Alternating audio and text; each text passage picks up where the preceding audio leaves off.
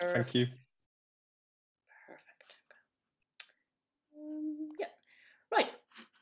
First of all, I am really excited to speak here, and thanks the organizers for inviting me to such an amazing symposium. So what I want to talk to you about today is some of the recent work we've been doing on unusual chromosomes in flies. So I think yesterday what we've seen a lot is talks about, how can we use comparisons between specifically animals that either produce sexually or asexually to try to understand sort of the forces that shape genome evolution, which is, a really great and very fruitful field. However, of course, I think as many of us are aware, there's actually quite very few asexual or parthenogenetic animals, less than about 1%, while there are and there are many more sexual reproducing organisms. So, can we also use sexual reproducing organisms to to answer those same questions? And I think the answer is yes. And the reason that I think that is that even among those sexually reproducing organisms, there is a lot of variability in the way reproduction is achieved, especially the sort of genetic part of reproduction, so how chromosomes are inherited. So the sort of standard view that most of us are familiar with, where you have a female and a male, X and Y, sex chromosomes determining sex, and each offspring inherits sort of an equal share of the genes of their parents, that is not the norm in about 20% of all animals. And I think, focusing on these sort of alternative reproductive systems is a really powerful tool, and it's something that we do in the lab most of the time. Specifically in today's talk, I want to talk to you about these really cool looking flies. They're part of the fungus gnats, which is a clade of lower diptera, and also a related clade called the gullmixes. These are related clades, but they're not sister clades. These flies are really great for the work that I'm presenting because in both these clades there's lots of variability in a lot of aspects of their reproduction and sex determination. But even kind of more uniquely and more amazingly is that there's a lot of variability within their genome. Pretty much they have such a complex chromosome system that pretty much every part of their genome has now has its own sort of evolutionary history, own way of inheritance, own way of sort of tissue specificity, sex specificity, and so on.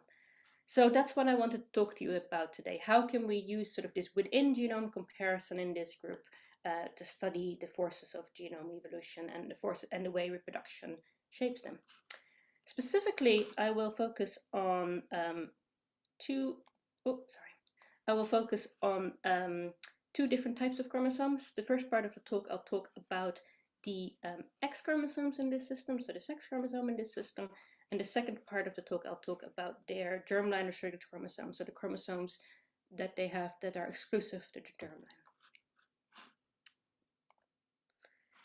But before I want to start, I just want to say that, of course, as a PI, I didn't do the work, my lab did. And specifically, I want to point out the main people. So Robert Barrett, a PhD student in my lab, led most of the sex chromosome evolution work in collaboration also with Andrew Mung, postdoc in my lab. And then Christina Hodson, who will be talking later in the symposium as well, worked on the germline restricted chromosome work in collaboration with Kamil, who is also speaking later today. So you'll see a lot of our lab this today.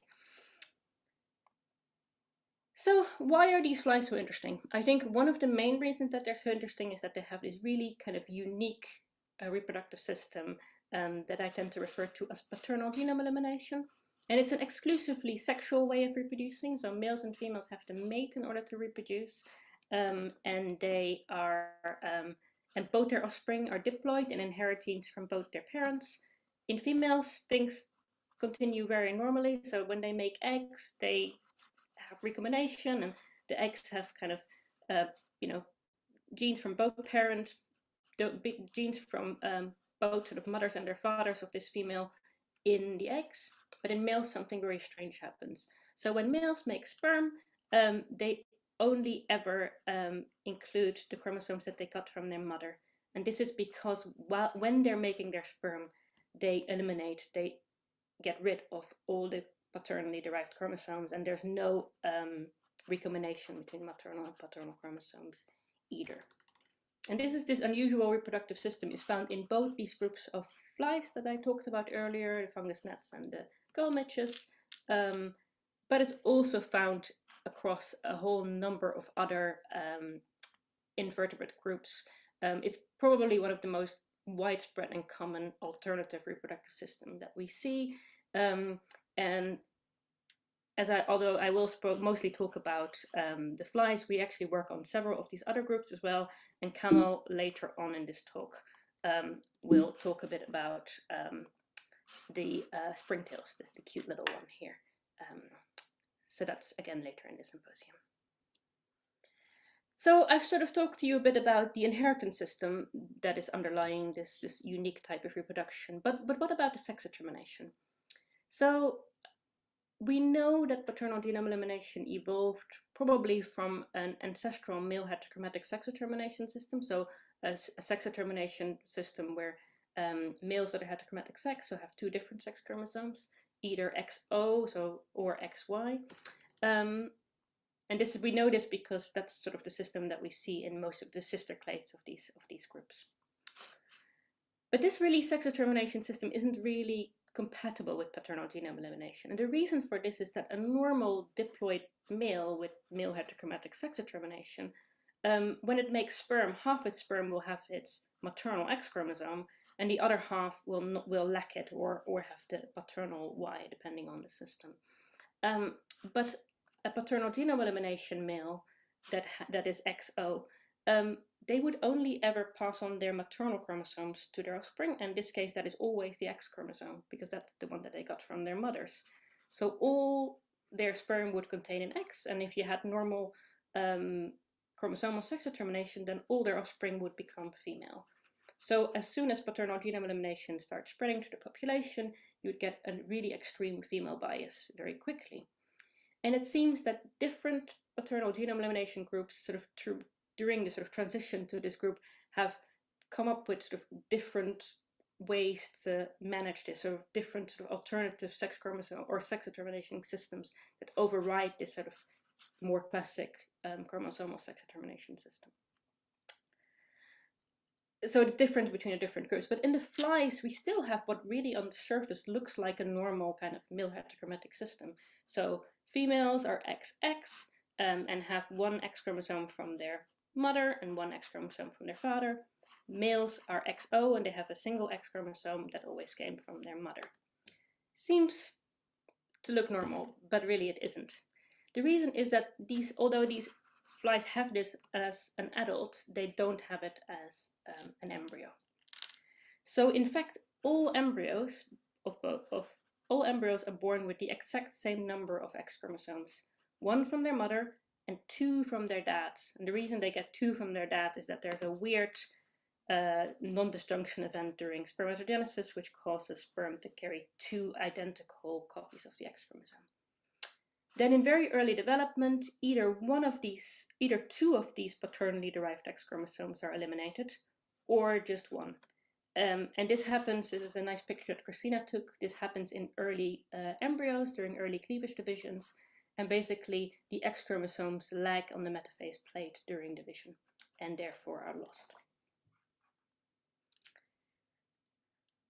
So what makes kind of this system so interesting, I think, is that there is such an enormous literature describing kind of patterns of sex chromosome evolution and sort of really extensive theory, but almost all examples where people use this sort of approach of within genome comparisons between autosomes and X chromosomes have been done, in this exact same sort of reproductive system. So although you can do lots and lots of species, you almost always kind of have the same comparison between X and autosome.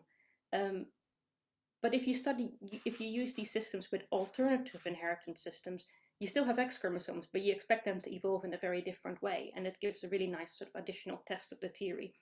There's some really nice work, some really nice examples of how you can use it on aphids by Julie Jacquerie, who I think might be here. She's done some really nice work, but I think the fungus gnat system is also gives a really great opportunity to look at this in more detail. However, there's something else I need to explain to you. I'm sorry, it's such a complex system. I apologize if we get a bit confused, but I think from what I explained earlier, you probably wonder already what I'm going to say. So I said all zygotes are actually born with the same sex chromosome number. In us, the way that our sex is determined is, which sex chromosomes we inherit from our parents. That determines our sex. Here, all individuals are genetically identical in terms of their karyotype. So what is determining sex?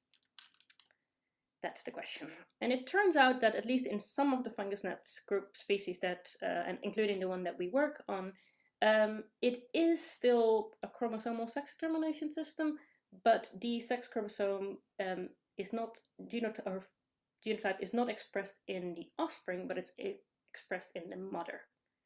And to explain that, I'm going to show you this. So what turns out is that in some individuals, some females have this very large paracentric inversion on their X chromosome. If females are heterozygous for this inversion, they ever produce daughters. Half of these daughters inherit this inversion and become female producers. The other half don't inherit it and therefore become male producers. Males never have this inversion, or male producing females never have this inversion, and therefore also male offspring never have this inversion. We know from really nice cytogenetic work that from the 1970s that it's a very large inversion on most of the left arm of the X chromosome, and we refer to this X chromosome carrying the inversion as the X prime. That's sort of been the traditional way of referring to it. So the X prime is basically what makes you a female producing female when you carry it. But so this adds a layer of complexity. If we want to understand, how the X chromosome evolves in this species, we also now need to know which part of the X chromosome is actually the inversion and which part is the non-inverted part, and what is the sort of homologous, non-homologous section of the X chromosome. There's a section of the X chromosome that is homologous to the inversion, but the wild type. So in order to figure this out, my PhD student Rob generated short read data from female producing females, so that are heterozygous for the inversion, and then males which never have the inversion. And then based on expected differences in coverage of those reads, and also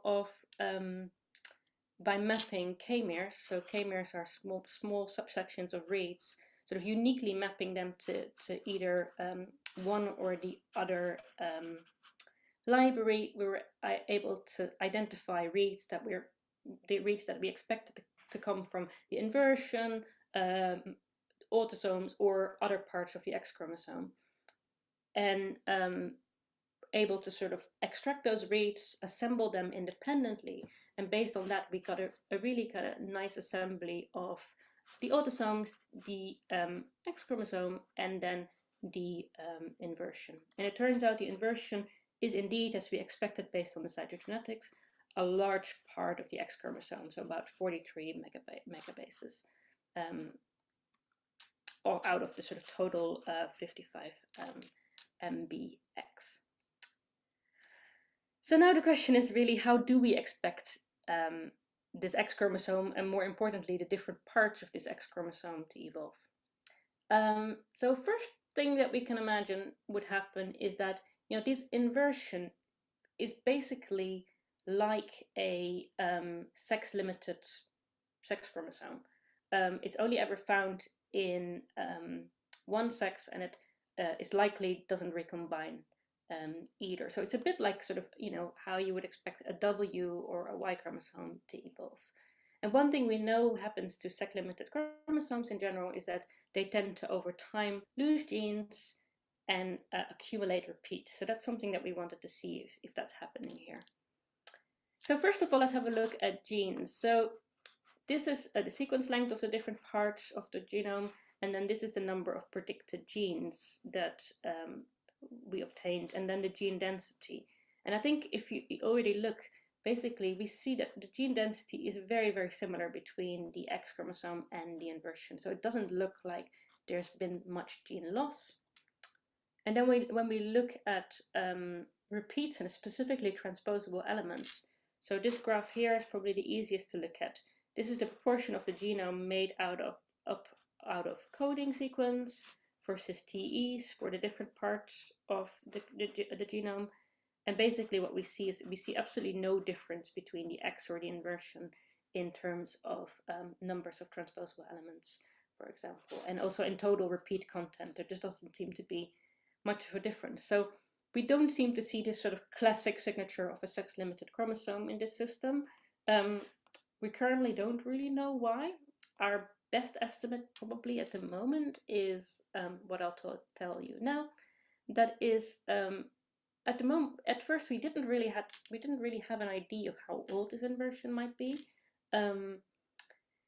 We kind of expected it to be old because this trait of having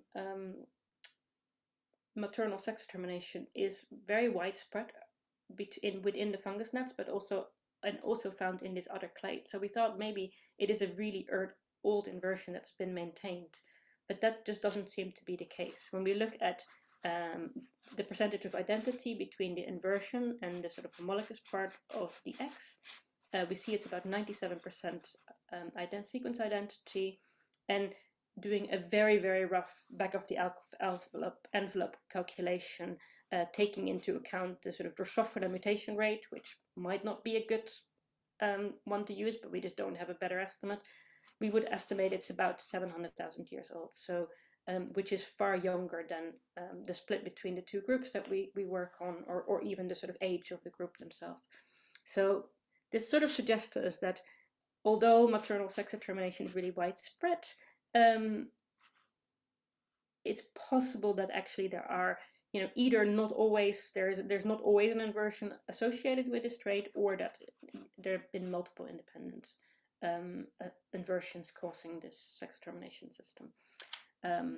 But again, that's something that we need to look into by looking at other related species across the clade, or other species across the clade. So the second part of sort of the sex chromosome evolution that we've been interested in is trying to understand the role that sexual antagonism might play on sex chromosome evolution in this system. So, there's some really lovely classic theory from, Bill Rice and people after, showing that in classic diploid organisms, you tend to get the prediction that the X chromosome is feminized, so enriched for female beneficial alleles. And that is because the X chromosome is transmitted at twice the rate through females, because females always transmit an X versus males.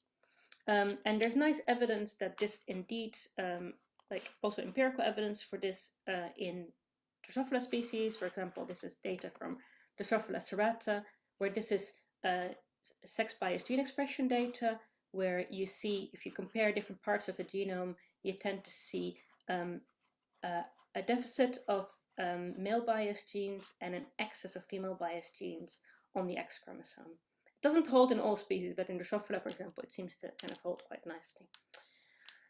So what on earth would we expect in the fungus gnat system? I think that's a real big question, because so much of it is different than the sort of standard diploid case. So in order to figure that out, we worked with a theoretician who is a PhD student in St. Andrews, Tom Hitchcock, and he developed a fungus gnat specific model for us to try to understand, what we expect in terms of sexual antagonism. And the first thing that he sort of kind of predicts is that we basically would see that the entire genome in this system is feminized, and this is because of paternal genome elimination. Because just like an X chromosome in a classic system, in this case, it's actually the entire genome that has female bias transmission, because males only ever pass on one haploid set of their genome, while females pass on both their haploid set to their offspring. But we do also find that the level of feminization should be different between different parts of the sex chromosomes. Most strongly in the inversion, because it's only ever found in females, so it should really strongly accumulate like sort of female beneficial alleles. Less so, but still very feminized, should be the sort of non-inverted part of the X, and then the wild, sort of the homologous section to the inversion should be less feminized, and then finally the autosomes. So we wanted to test this prediction, see if we could test this prediction, because it's quite, it's a difficult one to test, by generating sex-biased gene expression data, like the Drosophila sort of experiment I just showed. And what we did was doing that for both the soma and the germline. And what you see here is the proportion of genes, and then where they're located in the genome. And then in gray are unbiased genes, in red are female biased, and in blue are male biased genes. And basically what we see first of all is that in both soma and germline we see a lot of female biased or female exclusive genes on the inversion, and that's good because the inversion is only found in females, so should really only have female limited genes. We also do still see quite a bit of unbiased genes, and that's probably because for a lot of the genes there's so little divergence between the two, the inversion and the wild and the sort of homologous section, that we're probably getting some mismatching. So we'll have to look into that more carefully and try to sort of filter that out, because that's not ideal.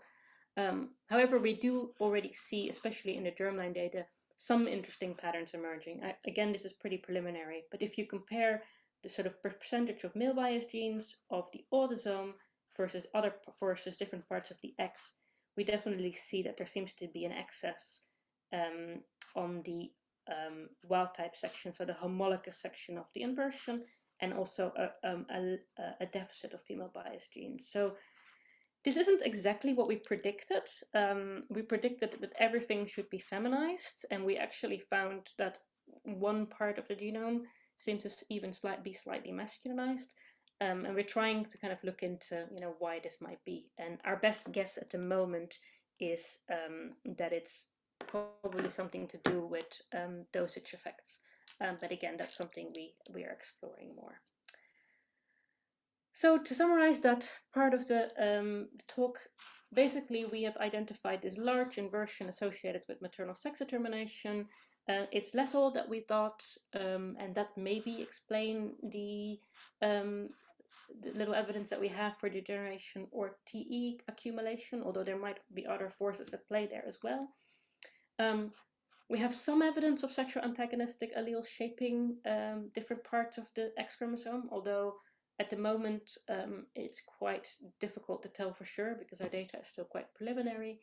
And we're also working on trying to understand the molecular underpinnings of sex determination per se by looking at what genes are expressed from this inversion in early embryos. Right, so that was the first part of my talk. The second part of my talk, for the final part of my talk, will be on the other type of chromosome that you see in the fungus net. So these chromosomes that are exclusively found in the germline. So germline restricted chromosomes, which are basically chromosomes that are inherited but then eliminated from somatic cells but retained in the germline, are not exclusive to flies. We find them in other groups, most famously in all songbirds. There's been a lot of work on that in the last sort of decade or so. In flies, we find them in 3 different groups. The fungus gnats I've talked about mostly today, which are in the tree up here. The gallmitches, which are here, so related but not sister clades, and then also in this more unrelated fly group. What is really interesting about these germline restricted chromosomes is that they show a lot of similarities in terms of their behavior with the X chromosomes. So they are eliminated from the soma at almost the exact same stage and in a very similar way as the X chromosomes are eliminated from the soma, so by lagging during metaphase in very early cleavage division.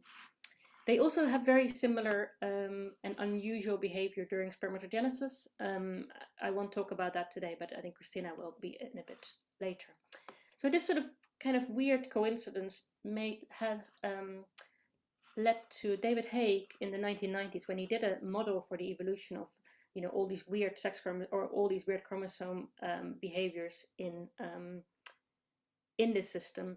He sort of suggested, maybe these germline restricted chromosomes are basically just extra copies of the X chromosome that evolved due to sort of some conflict over sex determination. So if that's the case, you would expect to still see some homology between the X and the germline restricted chromosomes. So Christina, my former PhD student, wanted to test this, and she used a very similar approaches that I mentioned earlier for mapping the inversion, or for determining the inversion, by generating soma and germline sequence data, and then using again coverage and k-mer approaches to identify what part is germline specific. And what she found was that really kind of unexpectedly, the GRCs are huge. They are, in terms of sort of their like sequence content, about almost the same as the autosomes in size, so 160 versus about 155 MB. They're also very gene rich, so we have about 18,000 genes on the autosomes and about 16,000 on the germline restricted chromosomes. So what it looks like almost here is that you have an entire extra copy of the genome that has become restricted to the germline. So you have sort of germline polyploidy. So that was interesting and unexpected. So what then Christina did was comparing the scaffolds that she determined for the germline restricted chromosomes and see where they mapped on either the autosomes of the reference genome that we have or the X chromosomes here at the bottom.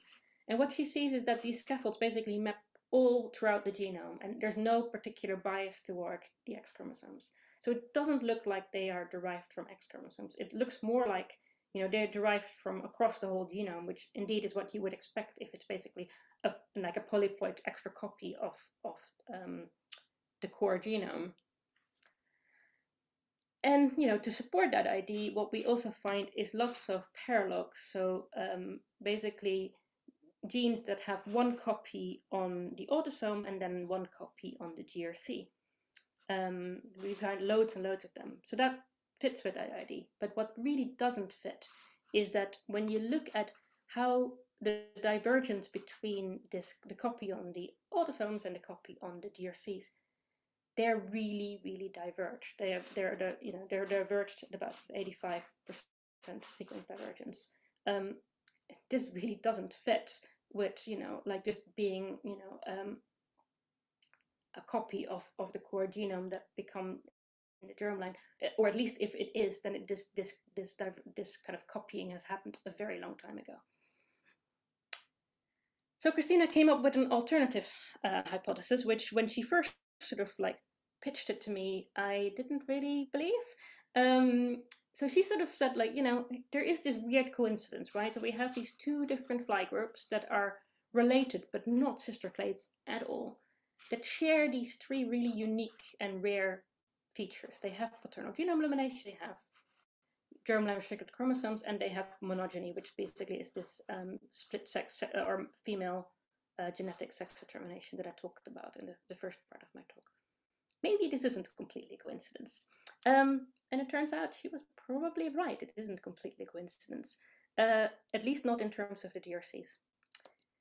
What she found is that if she took pairs of genes, you know, the pairs of paralogs, so, you know, the copy from the autosomes or from the core genome and the copy from the GRCs, and she put them on she did a phylogenetic analysis of each of these copies and see where they fit in sort of the phylogeny of the fungus gnats here and then the goldmidges. What she consistently sees is that the somatic copy clusters nicely where we expect it within the fungus gnats, while the GRC copy actually clusters right in the middle of the goldmidges, the other clade, and it just is so weird. It doesn't make sense, but, you know, I think if you think this is an intriguing story and want to know more, please like listen to Christina's talk later, because she'll give you a bit more detail why we really think this is happening, and also why, you know, what seems to have happened with these GRC chromosomes, you know, over time, you know, where you have basically a very sort of distinct genome that seemed to have moved into a different species or a different clade and then became restricted to the germline. So to hear more about that story, please see Christina's talk later. She has a lot more to show you about that. But to summarize, you know, what I've told you today is that in these flies, you have the evolution of a really unusual reproductive system that has been accompanied by extreme complex chromosome behavior, where basically almost each part of the genome has its own pattern of inheritance, its own pattern of tissue specificity, and its own pattern of sex linkage. And again, Christina will talk to you a bit more about the sex specificity and unusual inheritance patterns of the GRCs, because they are also weird in that respect. What is also very cool, so I think really this makes this system great for doing sort of within genome comparisons, but then also, you know, there's so much turnover even, you know, between and within these two plates. So, you know, you're also able to do a lot of comparative work, which is what we're hoping to also focus on in the future. And with that, I would like to sort of thank our main collaborators on this work. So Scott Roy and Noah Anderson at San Francisco State for some of the phylogenetic work, and then Susan Gerby, who runs the Fungus Gnat Stock Center at Brown University. She's really helped us a lot getting this system established in the lab. And then all my funders. And with that, I would love to take questions. Thank you very much. Perfect. So good evening to everyone. I am Ignacio Tenaguillo, a master's student in the Martin Ritorts lab in the University of Barcelona. And I'm going to talk about our work in the effects of asexual fissiparous reproduction on phylogenomic inference in our animal, which is freshwater planarians. As all of you know, one of the consequences of asexuality is that the lack of recombination and outcrossing results in higher levels of intra-individual allele divergence, as you can see in the image here in the middle. But in sexual reproduction, as recombination is present, this intra-individual allele divergence is reduced. These high levels of intra-individual allele divergence is what is called the Masterson effect. However, it has been seen in some groups with asexual individuals that this intra-individual allele divergence, previously ascribed to the Masterson effect, is instead caused as a consequence of hybridization or cryptic sex, as we have seen in some talks yesterday. In our case of freshwater planarians, the Masterson effect is indeed occurring in our animals, but with a special characteristic that is due to the agametic reproduction these animals present. Freshwater planarians have both sexual and asexual reproduction. The asexual reproduction may be gametic or agametic by fission. And this latter type of reproduction, that we will call from now on fissiparity, is very extended in some genus, such as genus Duchesia, and is usually linked to polyploidy. In fact, both asexual kinds of reproduction are linked to polyploidy. Planarians are also very well known for their regeneration capability, which is mainly due to a special type of cells, which are the neoblast stem cells that have that totipotency capacity and constitute about 30% of the total value of the individuals. These neoblasts contribute to regulate the homeostasis of the individual in its permanent renewal of cells and in some other processes, such as the fission, in which neoblasts move to the wound, that is called the blastema, and proliferate and differentiate there, giving rise to new type of cells that eventually generate a whole new individual. This type of agametic reproduction leads to an interesting situation. If we represent an individual bearing 4 triplet neoblasts, showing one locus and the haplotype network below, as you can see in the images A and B, what will we expect to happen over time? Mutations will arise during homeostasis and will be amplified during fission, especially during fission processes, with the proliferation and differentiation of the neoblast that bear those mutations. So if we maintain this process ad infinitum, being that these animals are virtually immortal, we will finally get a situation like the showed in the last part of the scheme, in which one individual will bear more a high number of haplotypes, more than its ploidy would suggest. So our prediction was that these animals had to be genetic mosaics. What we saw in an article in Dugesia subtentaculata in 2019 is exactly that expected result. In fissiparous individuals, as you can see in the image in the center, there were many haplotypes, some of them highly divergent, while in the sexual individuals, the pattern was totally different. There was, it was more like a star-like pattern. There was the most frequent haplotype in the center of the network, and the derived haplotypes surrounding it, corresponding to the somatic mutations that may occur along the lifespan of an individual. These results clearly show that there was a high number of haplotypes, higher number of haplotypes than its ploidy of the animals. Hence, there is this mosaicism we were saying.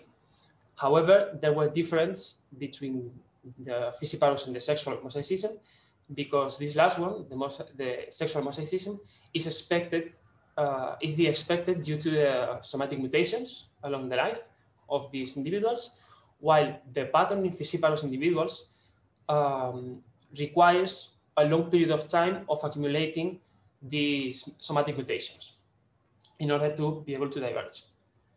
When we looked at the population genetic estimates, we saw that intra-individual haplotypes and nucleotide diversities are significantly higher for fissiparous individuals than in sexual individuals, generating a higher intra-individual allele divergence in the same gene, which is the yet mentioned Merson's effect. This combination of mosaicism plus the Merson's effect is what we call the mosaic Merson's effect. With that background, some questions arose in our minds. First, if this genetic characteristic, this mosaic Merson's effect, is also found in other species of Dugesia. We also wanted to know if these were traceable at the genomic level, and if so, how do they affect phylogenomic reconstructions? In order to work on this, we selected two species of Dugesia, Dugesia etrusca and Dugesia liguriensis, which are morphologically well-defined, but genetically, because of this fissiparity, it may represent a challenge to separate them. These species have their distribution in the north part of the Italian peninsula, the south coast of France, and there are some populations in the Iberian Peninsula. As you can see in the map, the Etrusca populations of Italy are both sexuals, while the Liguriensis populations of the north of France and the south of France and the north of Italy are also sexual. But the three populations we have in the Iberian Peninsula, that are fissiparous, some different studies place them as both Etrusca or Liguriensis. In order to assess this intra-individual allele divergence, we chose 8 individuals to clone, one Etrusca from Piede, one Liguriensis from Garda, and 6 fissiparous individuals, 3 from Berga and 3 from Latrilla.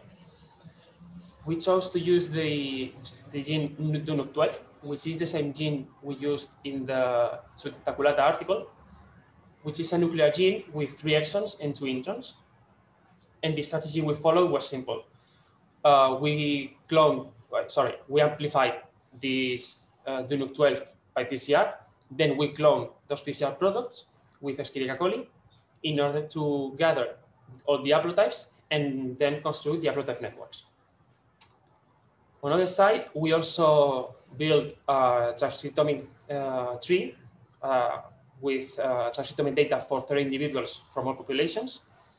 For that, planarians were sampled in the localities to obtain the Illumina TrueSeq RNA. We treated this data with bioinformatics, and we obtained 1,984 single copy orthogroups that we align, trim, and concatenate to finally obtain our phylogenomic tree with IQ3. I'm going to start now showing our results, starting with the inter-individual haplotype networks, as you can see in this image, having the sexual ones apart from the fissiparous. First, in the sexual haplotypes, as you can see, the Etruscan from Pieve and the Liguriensis from Garda, we have the exact same star-like pattern as we had with the Subtentaculata, in which we have the most frequent haplotype in the middle, and then all the derived haplotypes surrounding it of those somatic mutations of the life of the individuals. However, when we looked on the other side at the fissiparous networks, we see a totally different pattern with many haplotypes diverging one from another, almost like being like representing completely independent lineages. These results show that the haplotype that there are many haplotypes in these individuals, more than its ploidy would suggest. So the mosaic mechanism effect is indeed occurring in this species also. We also did greater network using all the data, all the haplotype data for all 8 individuals, which is shown here. And as you can see also in this graph, the sexual individuals marked in the red squares, they do not share any haplotypes between populations, while in the fissiparous individuals, those inter-individual haplotypes are shared indeed among populations, with and they form clusters of closely related haplotypes, but they are divergent one from another. Finally, for our transcriptomic phylogeny, we can see that the sexual clades of Liguriensis, both the Italian and the French, are perfectly monophyletic. And we find here the Garda individual we clone. And the same is true from the sexual Etruscas from Italy. With the Pieve individual, we also had the network. However, when we watch the Trilla populations, we see that the individuals came as paraphyletic and formed this pattern, this branching pattern in which each individual is almost like these independent lineages. We also have this case with the Berga individuals, as you can see down here in the bottom of the tree, in Berga 1 and Berga 2. But we also have them placed in the Liguriensis clade. We have them in both clades. These results show that sexual populations in both Etruscan and Liguriensis are clearly monophyletic, while the fissiparous individuals constitute those independent branches in a strange pattern, but that is highly supported. Our proposal is that these particular relationships in these fissiparous individuals is an outcome of a highly divergent alleles at inter-individual and inter-individual levels, which is a hypothesis we are currently working on. As some conclusions to wrap up the talk, first, this mosaic mechanism effect is occurring in other species of Duchesia, as we have seen in this talk. And it would be interesting to see if in other organisms with this kind of fissiparous reproduction, this effect is also present. Also, this mosaic mechanism effect is likely to be present across all the genome of the species, not only in a few genes, as we have seen in our phylogeny. And last, when reconstructing a phylogeny regarding species with agametic reproduction by fission, such as our planarians, the mosaic mechanism effect must be taken into account because it may produce these artifactual results in phylogenies, as we have seen in our work. I want to thank you all for your attention, and thank you to my wonderful companions on the lab and to the organizers of this meeting.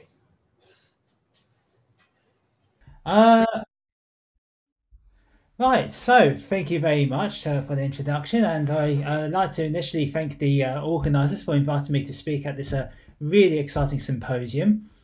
I'm going to spend some time today discussing some ongoing theoretical work looking at polygenic selection under different mating systems, collaboration with Sylvain Clement at the University of Rennes, and I'd like to acknowledge NERC for funding. So, in kind of classic evolutionary genetic studies, there has historically been a focus on traits that have a simple genetic basis, so that have been affected by one or a few genetic variants, because these are most amenable to study. But it's quite likely that a lot of traits in nature are polygenic, and this is where we have many genes that affect the trait, and the genetic variants at each of those regions make a small individual contribution towards the trait, but in total help shape the genetic variation, or the trait variation, I meant to say. And selection occurs at these traits through very subtle allele frequency shifts, which can then in concert change the trait, cause it to evolve. Now, this has historically been hard to detect, this polygenic selection, but is becoming more feasible due to several factors, such as the greater availability of whole genome data, increased source of genome data, such as genotype to phenotype maps, and new methods have been developed specifically for detecting this polygenic selection. So we're now seeing more examples of it in nature, and some examples, all from Arabidopsis thaliana, include polygenic selection acting on rosette size, flowering time, and adaptation to local climates. But Arabidopsis thaliana is characterized by being highly self-fertilizing. So just to clarify, this is a mating system where individuals are hermaphrodites. They produce both male and female sex cells and can use those to essentially fertilize itself and therefore reproduce sexually but uniparentally. You also have some organisms that are partially selfing, so they partly self-fertilize whilst also partly outcross and reproduce with other individuals. Now, the mating system is not usually considered when we think about polygenic selection, so it's worth considering how it could affect the response to selection accordingly. I should also add that self-fertilization is widespread. It's been postulated that around half of flowering plants self-fertilize to some degree, and we also see in animals and fungi, so it is prevalent in nature. Anyway, so why would we expect it to affect the polygenic selection response? Well, the immediate effect it may have is that it's a form of inbreeding, quite an extreme form, and so one of the consequences of self-fertilization is that it increases runs of homozygosity throughout the genome. And this means that if you have multiple genetic variants, especially polygenic selective variants, then very quickly these will be formed as runs of homozygosity throughout the genome, and instead of these variants acting independently or segregating independently, they are present in homozygotes along related genetic regions. And the secondary consequence of this is that the efficacy of recombination in creating new genetic combinations is reduced. So if we consider an outcrossing organism with lots of recombination, then recombination can act between heterozygous sites and create new genetic combinations consisting of different combinations of polygenic variants. But where we have high selfing and high homozygosity, most recombination has little effect and the genetic combinations remain the same. So these productions of runs of homozygosity and the subsequent reduction in recombination can instead lead to the formation of co-adapted genetic clusters of polygenic variants, and if linkage is extensive, then selection will act on these clusters, causing a few set genotypes to spread in the population, leading to the emergence of clonal genotypes. So the aim of this project is to try and investigate this process further, and today I'm going to discuss three main outcomes with you. So firstly, how the mating system affects the time needed for polygenic adaptation to a new environment. How does it affect the population's meat fitness? And also, what's the genetic composition as adaptation is ongoing? So due to the complexity of such a model, we decided to investigate this using stochastic simulations written in SLIM. I'm just going to outline the methods for you now. So we consider a population of 5,000 diploids. And each individual consists of a long genome, 25 megabase long, consisting of alternating non-coding regions where mutations are neutral, and coding regions where a fraction of which affect the quantitative trait, which subsequently affects fitness because we assume Gaussian stabilizing selection to the trait. We either consider one trait that affects fitness or 5 traits that in total affect fitness, and mutations can affect all 5 traits simultaneously, so this is a pleiotropic regime. The effect size of each mutation of each variant are drawn from a multivariate normal distribution with this variance, and this is what's illustrated in the schematic here. You have this light blue curve show the kind of idealized multivariate normal, well, in just one dimension in this case. But due to Gaussian stabilizing selection around the original optimum, those that have kind of extreme values around the optimum are deleterious, and so the realized variance is much reduced in the population, shown by the dark blue curve instead. So we initially, for the trait of interest, the initial optimum is 0, and we allow Böhne to occur to allow mutations to enter the population, after which we shift the optimum from a value 0 to Z1, which we define as 1 over the square root of n, the number of traits. This is set so that the initial fitness loss due to the optimum shift is the same, irrespective of the degree of pleiotropy present. The population has to then adapt to the new optimum by Gaussian stabilizing selection, as shown by this grey curve here. Should also point out that we assume a fairly high per base pair mutation rate in simulations, on the order of 10 to the minus 8.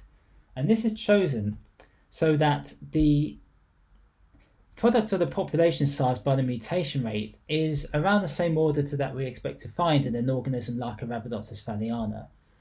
And it's also sufficiently high so that there's enough variation in the population to enable the polygenic selection regime to be realized. That is, a trait is affected by many genetic variants, and instead of adaptation being affected by 1 or 2 major effect mutations.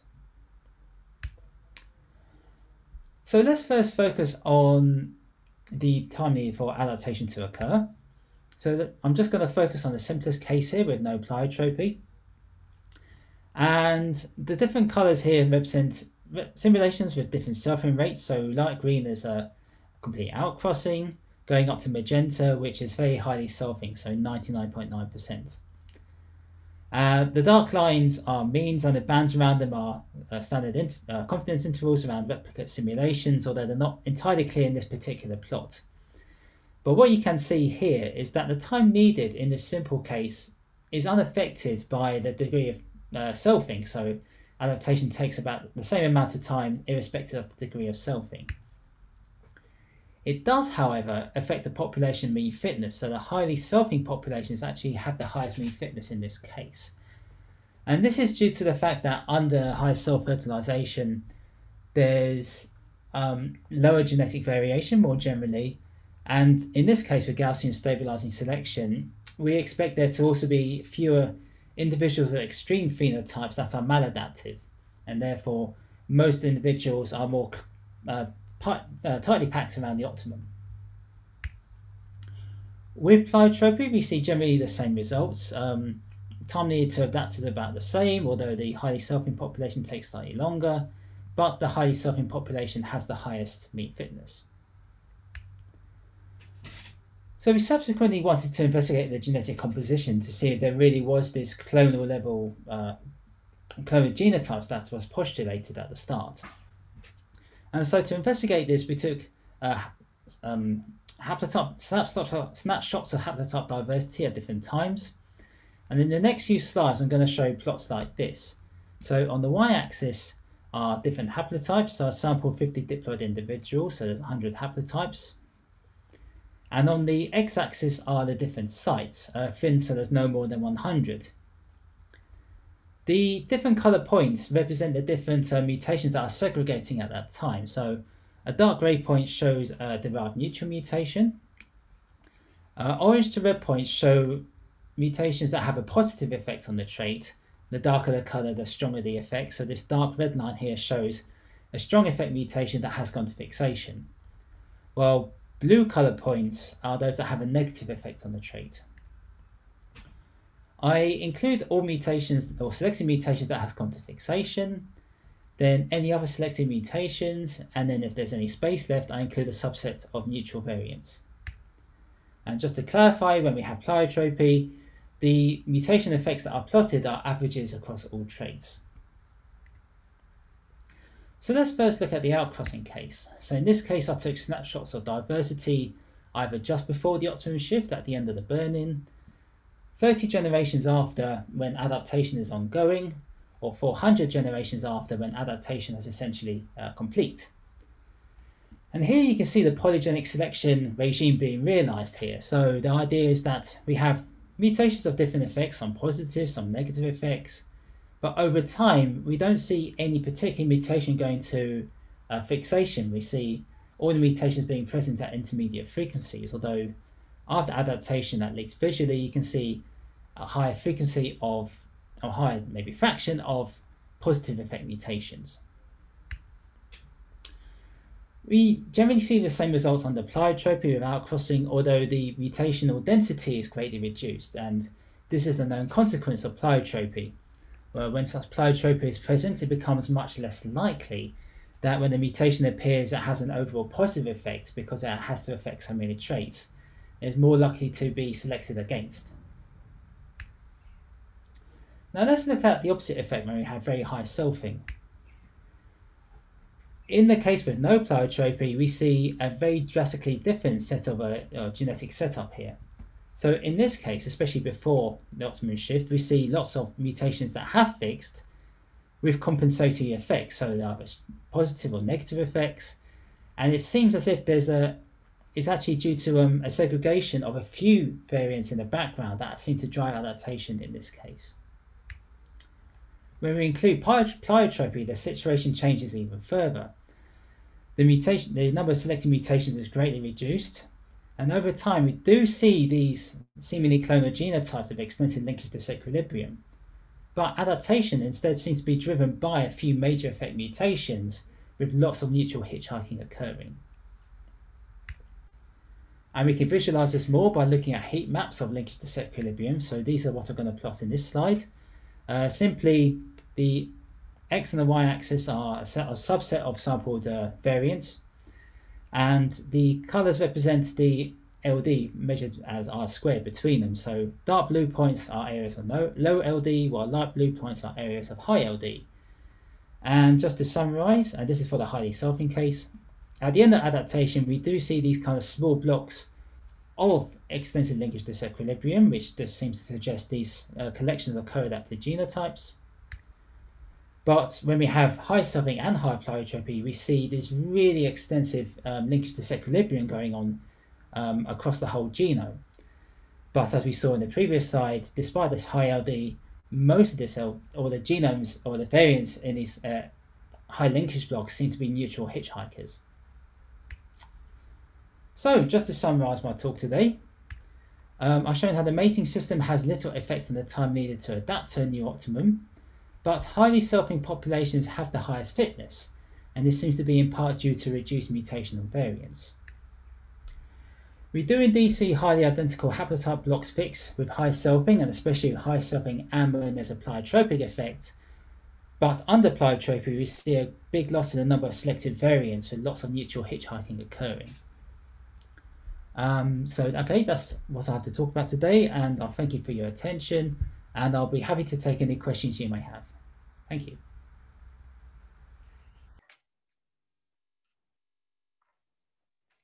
Hey, hi everyone. I'm Christina. So I just finished a PhD in Laura's lab, and I'm going to talk about a bit in a bit more detail about my work on the evolution of germline restricted chromosomes in fungus gnats. So first of all, I'd just like to thank everybody who helped with this research, and specifically, I'd like to give a shout out to Kamil, who worked on a lot of this with me. So germline restricted chromosomes, so basically these are chromosomes that are initially present in all cells, but that are eliminated from somatic cells early in development so that they're only present in germ cells of adult individuals. And these chromosomes are actually found in a few different animal lineages. So they're found in some copepods, hagfish, they're found in all songbirds, and they're also have evolved in several fly lineages. And so the reason that these chromosomes are interesting is that, so first of all, they often show different transmission patterns to the rest of the genome. And also because they're only present in the germline, they may sort of offer an opportunity for germline specialization. So they often have genes that are involved in germline function in some way. So generally they seem to evolve in sort of a different way than other chromosomes in the genome. So we're just interested in how these chromosomes have evolved in flies. So germline restricted chromosomes have actually evolved in 3 different fly lineages, and 2 of these lineages are gnat lineages. So Laura went over this briefly earlier, but I'm just going to sort of quickly go over some background information. So germline restricted chromosomes evolved in the Sciarae and the Cecidomyidae, which both belong to this sort of gnat superfamily, although they're not sister clades. As far as we know, no other families within this clade have evolved germline restricted chromosomes. So we really don't know very much about how these chromosomes evolved in either of these 2 lineages, especially from a genomic perspective. And so for my PhD work, I've been focusing on the evolution of germline restricted chromosomes in fungus gnats.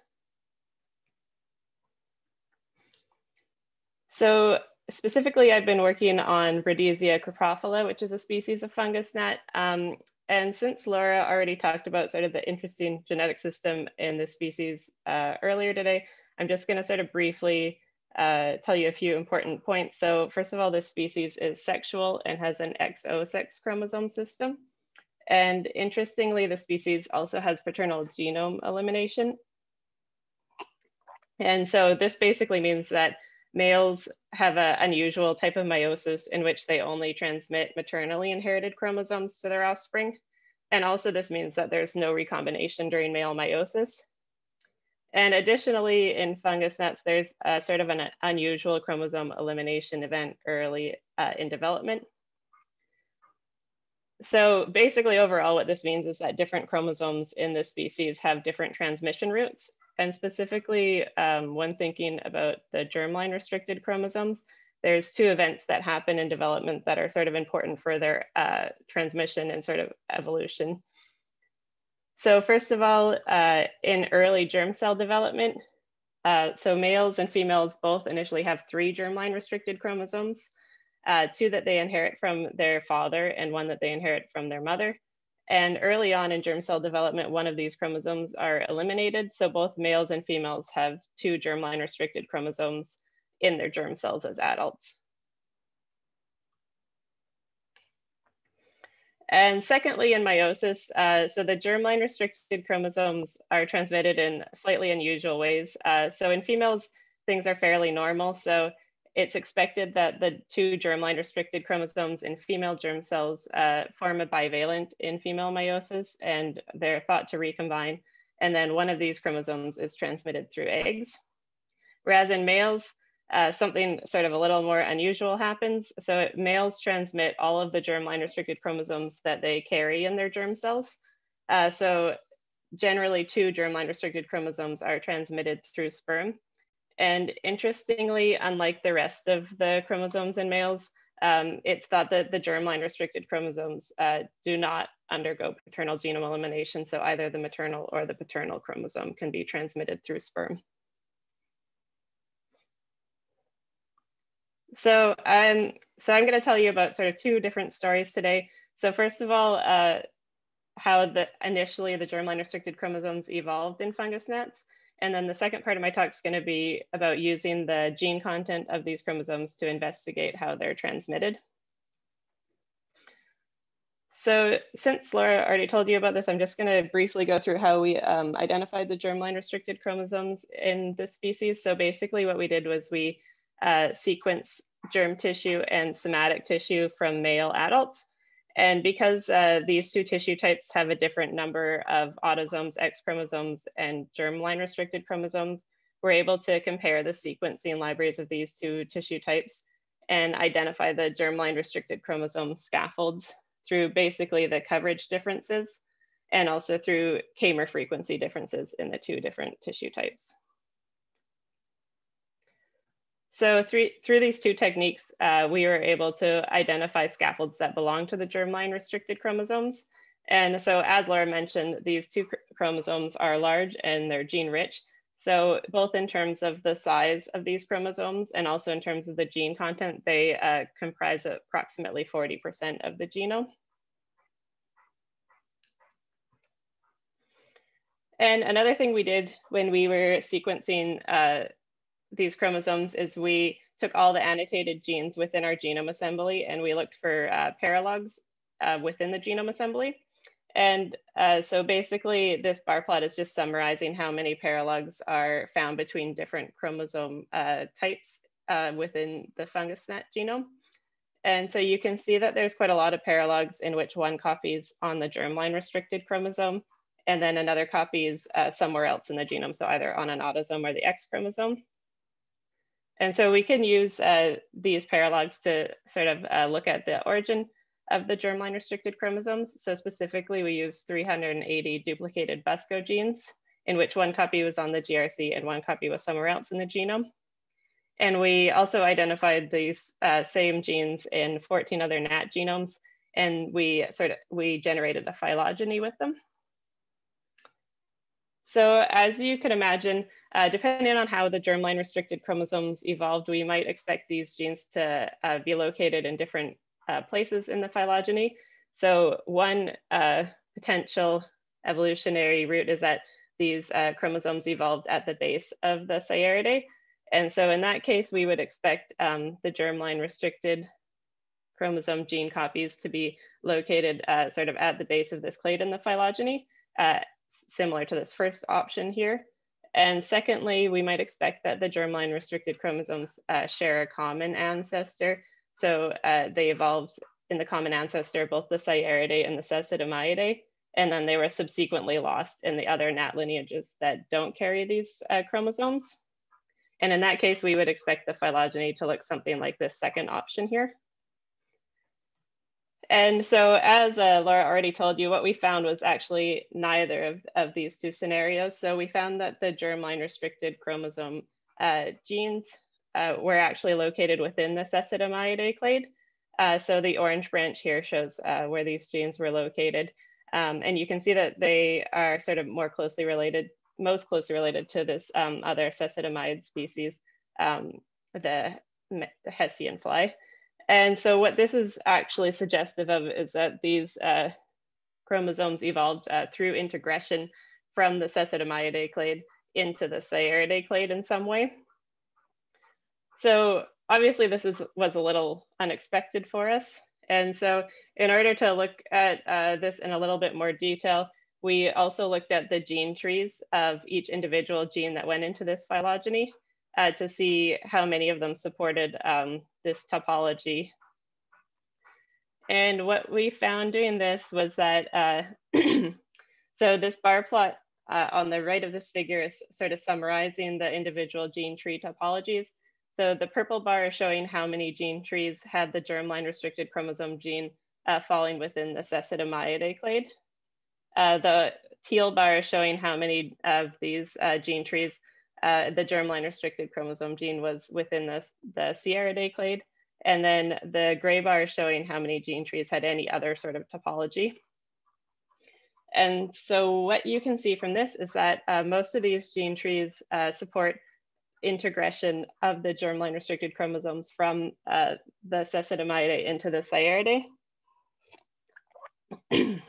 But there's a minority of these gene trees that also have the germline restricted chromosome gene copies falling within the Saiaridae. And we believe that these gene trees represent post GRC integration traffic from other chromosomes of genes from other chromosomes in the genome onto the germline restricted chromosomes. And sort of in support of this idea, what we find is that the branches of the gene trees that have the GRC copies within the Saiaridae clade are generally shorter than those in which the GRC gene copies are within the Sessidemiidae clade. So we still have kind of a lot of questions about how the germline restricted chromosomes evolve. So one thing that we would like to know more about is when this integration happened. So we sort of roughly estimated sort of when this might have occurred. So the base of the Saiaridae clade is thought to be approximately 50 million years old. So the integration would have probably had to happen before this. And from our phylogeny, we estimate that it potentially happened somewhere between 116 to 50 million years ago.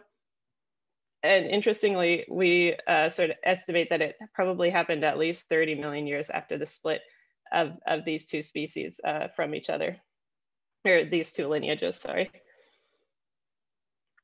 And then another thing that we don't really know is what part of the Sessidemiidae genome integressed into the Saiaridae. So because this lineage also has germline restricted chromosomes, we don't really know whether it's the core genome chromosomes, like for instance, the autosomes or the X chromosomes, or if it's the germline restricted chromosomes in this one of these species that integressed into the Saiaridae. Okay, so that's all I'm going to say about that part of my research. So the second part of this talk is going to be about using the gene content of the GRCs to investigate transmission patterns of these chromosomes. So one thing that we found when we looked for paralogs within our genome assembly that we didn't really expect is that there's quite a lot of paralogs in which both copies were located on one of the germline restricted chromosomes. And additionally, the scaffolds that we assigned to the GRCs were approximately double the size that we would have expected them to be based on flow cytometry estimates of the size of one of these GRC chromosomes. So what we thought is that potentially what happened is that the two GRCs in our genome assembly assembled separately. And so to look at and see whether this hypothesis was correct, but basically what we did is we looked at the coverage of scaffolds that we assigned to the GRCs. And so that's what this histogram is showing. And so what you can see, first of all, is that this histogram has a few different peaks. So there's two different peaks sort of at a lower coverage, which we think represent the two different germline restricted chromosomes. And then there's also a peak at a higher coverage, which is at approximately the sum of the means of the two other peaks, which we think are regions of these GRCs that assembled together. So using the coverage of the GRC scaffolds, we can separate them into either belonging to GRC1 or GRC2. And we've sort of arbitrarily labeled the lower coverage GRC as GRC1.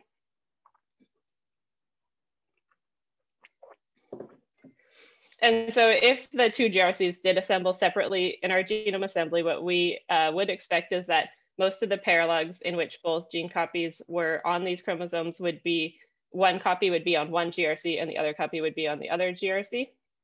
And so we looked at that for as many paralogs that we could identify as belonging to one GRC or the other. And basically what we found was that most of the paralogs are of the GRC1, GRC2 type, as we would expect. So one paralog's on one of the GRCs and the other's on the other GRC. But there's also quite a lot of paralogs in which both copies are on the same chromosome.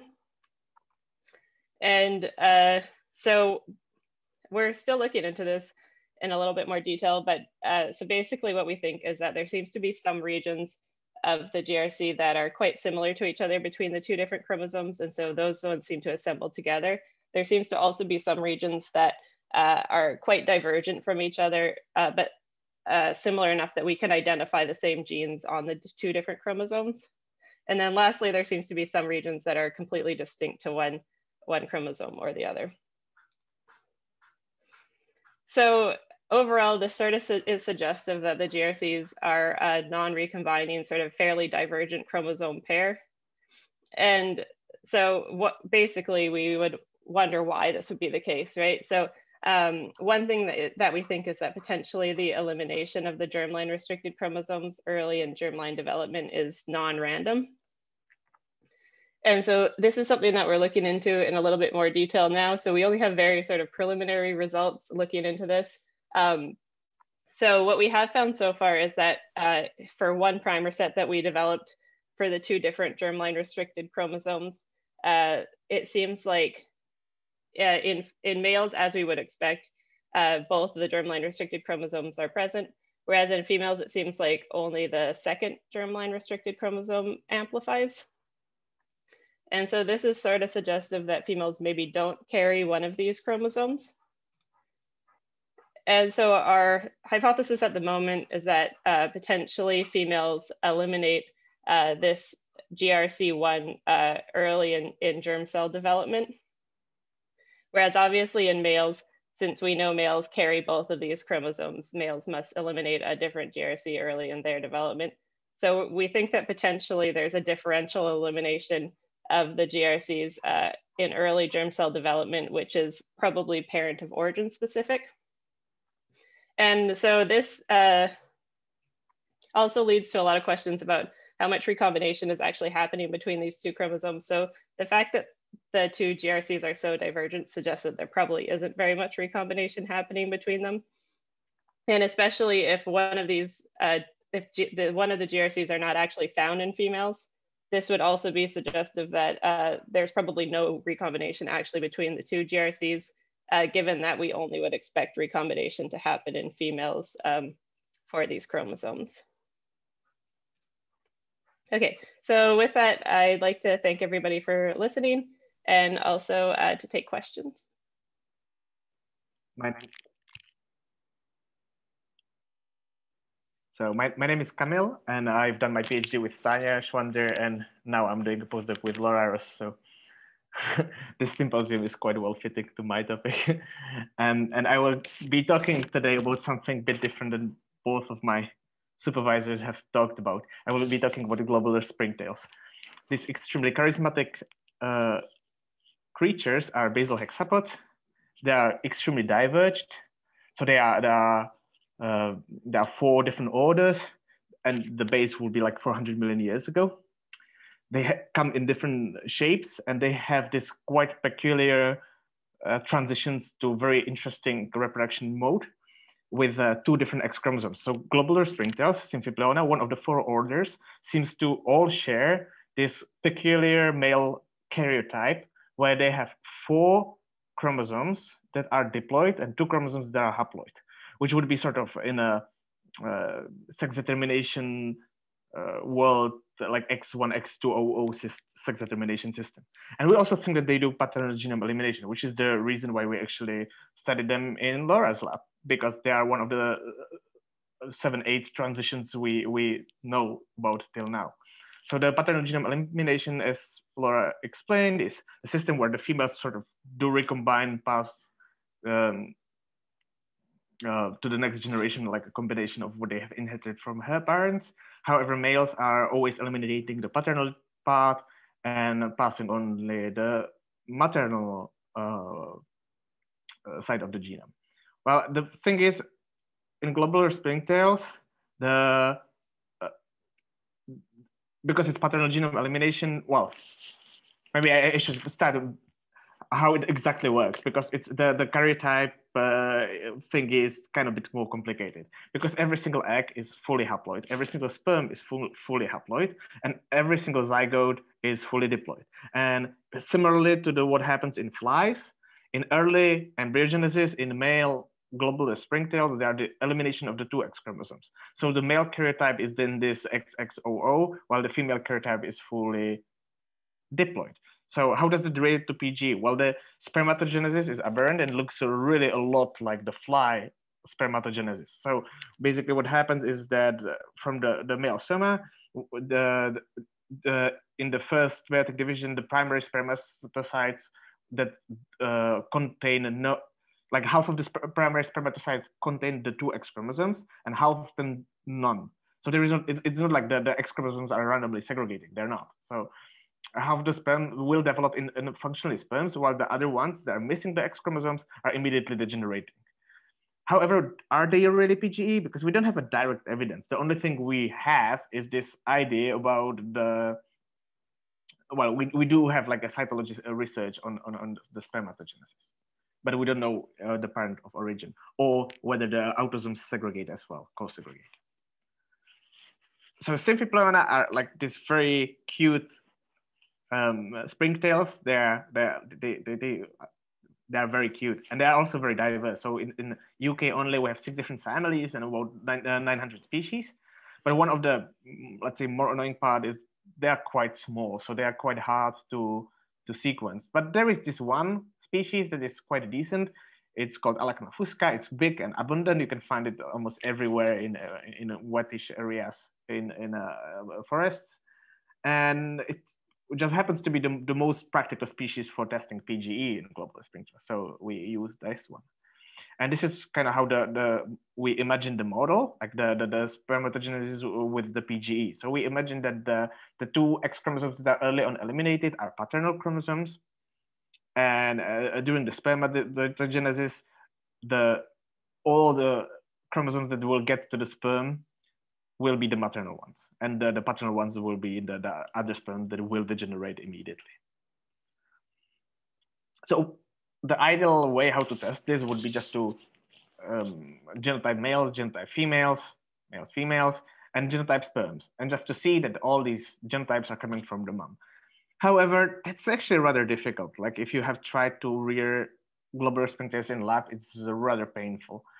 And that's why we thought that maybe the easier strategy would be to at least scan for heterozygosity in the soma and the sperm of a single individual, just to see that the sperm is completely homozygous while the soma will contain at least the autosomal heterozygous variants.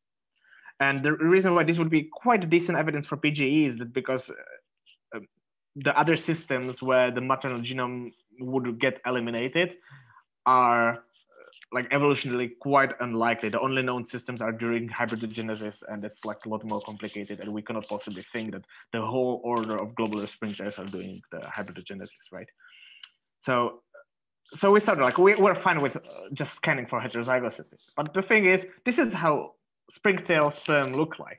It's this tiny droplet on the small stalk, and getting enough of this material for whole genome sequencing would be rather difficult. We did have some hopes because we've had this individual we named Giacomo that really dropped loads of those spermatophores on a piece of log. It was more than 50. We tried to collect them with a pipette tip, but we still had very little DNA. So it was definitely not enough for whole genome sequencing. Although I think if we would eventually get markers, we would be able to like PCR test it. So we were wondering, is there any other way how to sequence springtail sperm? And I will just leave you with this question for a while and just talk about what we have just started to do instead. So we have sequenced the genome, the male genome. And one thing we noticed quite immediately is that there are like these 2 huge peaks, and we presumably the left peak corresponds to the X chromosomes, the right peak corresponds to autosomes. And the assembly actually went quite all rightish, given that it's just not that high coverage of Illumina data, but it's let's say it's good enough for what we need. But one interesting part is that the haploid peak is shifted to a higher coverage. Just an observation. Maybe it means nothing. Maybe it's just a weird library, whatever, right?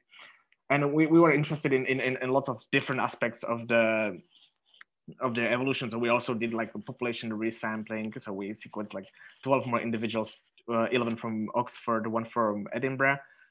And then we sexed them, and we found that only 1 of them happened to be a male. However, in the male, what we found is there is exactly the same shift even in the resequencing male in the haploid coverage. So it's kind of weird that all males we have sequenced don't have the haploid coverage half of the diploid coverage, which kind of means that the X1 and X2 chromosomes are with the same ploidy as the autosomes, at least in some of the tissues of the male. We don't know if they are diploid or haploid, but it's about like a quarter of input DNA. So it's actually quite a lot. We came up with 3 possible explanations. One would be that they're just simply because they are paternal genome elimination species, and just males contain lots and lots of sperm. If they really contain a quarter of body of sperm, we would expect that there would be an enrichment of the X chromosome because the sperms are completely haploid, right? But the other explanations would be that the elimination is imperfect, and there's simply some cell lineages in the springtail that still contain the paternal X chromosomes, or like supposedly paternal. Or we're also thinking that maybe there are just some organs that could ramp up the expression of X chromosomes by doubling them. And this is how I would like to just visualize the 3 scenarios, but I will just cut it short because we don't have that much to talk about, because it just seems to be the sperm one. So this is how we figured it out. So given the shift of the peak, we calculated what is the coverage we would expect for the X chromosome variants and the autosomal male and like paternal and paternal one. However, when we call the heterozygous variants in this resequencing individuals, we kind of did not know which one is maternal, which one is paternal allele. So we basically just plotted the one with the higher coverage, which is the major one, and the one with the smaller coverage, which is the minor one. And kind of, they fit quite well to the expectations that these are the with the dashed line, like what we would get from the K-mer spectrum. But like, wait a minute, isn't that cheating? Like, it doesn't matter if they would or would not do paternal genome elimination. If I will say, separate it to the major and minor allele, I would probably always see a difference. So how does it work? And well, if I would generate the paternal and maternal alleles with just negative binomial with the same mean, 14x, and then I would always take the minor allele as the less covered one, the major allele as the more covered one, then I'm not always taking the paternal and maternal one, and I would end up with like 2 distinct distributions.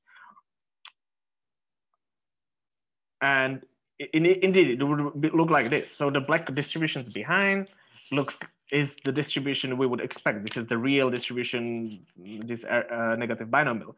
While the blue and red ones are those decomposed on the major and minor allele. So I can definitely artificially create this kind of signal.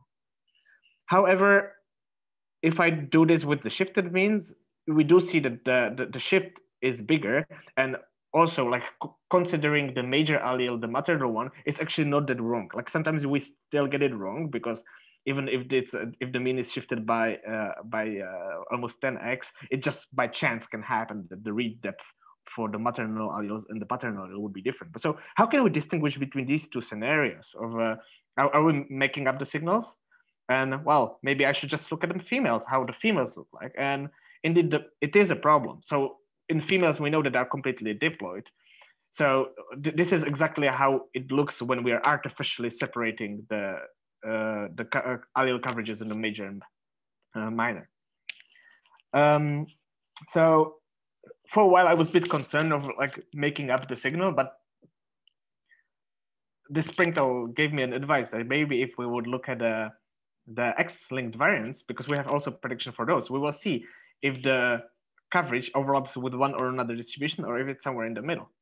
So, and indeed, if I also plot this X chromosome alleles, they are nearly completely overlap with the red distribution, quite as we expected. So I think this is a quite solid evidence already for paternal genome elimination in global springtails. But you know, can we also look at the non-PGE species just to be sure? Like like people don't do very often this kind of coverage harakiri. So I just would like to like see a negative control as well. I couldn't look at just females because they don't have X chromosomes. Well, they do have it, but they have it diploid. So what I did is I looked at the Organisers springtail, which is a different springtail. It's one of the Untitled among springtails with classical XO determination system. And there, we have just one male. The identification of X chromosomes is a bit messier. That's why the coverages are a bit more wild.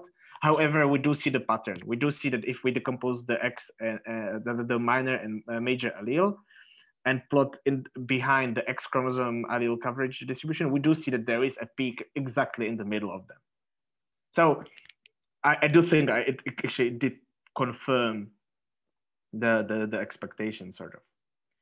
And so another step would be to look at the different globular springtail and how can you say no to this beautiful Dysartamina ornata?